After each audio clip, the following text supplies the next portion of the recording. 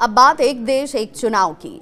तो आज जेपीसी की पहली बैठक एक देश एक चुनाव को लेकर होने जा रही है। लोकसभा और विधानसभाओं में एक साथ ये चुनाव कराने के प्रस्ताव पर चर्चा की शुरुआत, जिसे लेकर कानून मंत्रालय की तरफ से प्रेजेंटेशन दिया जा रहा है। और अब आपको ये भी बता दें कि जेपीसी जिसे ये जिम्मेदारी दी गई है, वो जेपीसी किस तरीके से काम करती है, उसका दायित्व क्या होता है, उसे क्या भूमिका अदा करनी होती है।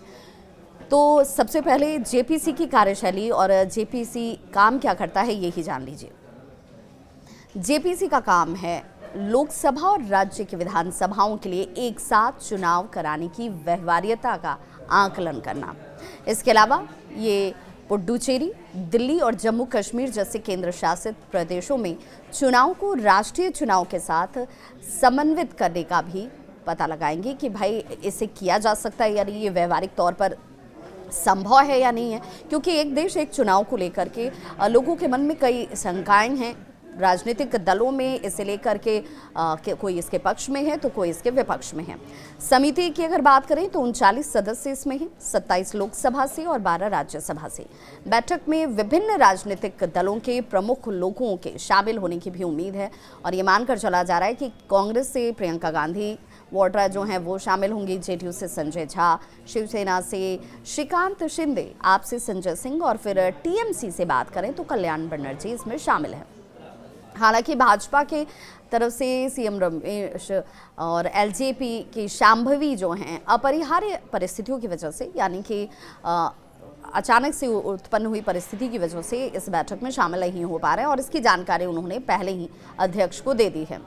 संविधान के 129वां संशोधन की बात की जाए तो विधेयक को विधि मंत्री यानी कि जो कानून मंत्री है अर्जुन मेघवाल ने करीब 90 मिनट तक चली बहस के बाद लोकसभा में पेश किया था।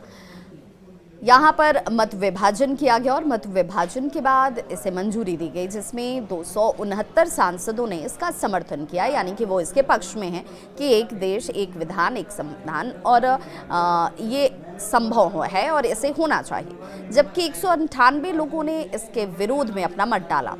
इसके बाद विधेयक को आगे की जांच के लिए समिति को भेज दिया गया। शुरुआत में 31 सदस्यों वाली इस समिति में सदस्यों की संख्या 39 थी, क्योंकि ज़्यादातर राजनीतिक दलों ने इस विधायी समीक्षा प्रक्रिया में भाग लेने में अपनी रुचि दिखाई। पूर्व केंद्रीय मंत्री अनुराग ठाकुर की बात करें, पुरुषोत्तम रूपाला की बात हो, मनीष तिवारी के साथ साथ बाजरी स्वराज हो या फिर संबित पात्रा जैसे पहली बार सांसद बने लोगों ने भी इस समिति का हिस्सा बनना उचित समझा।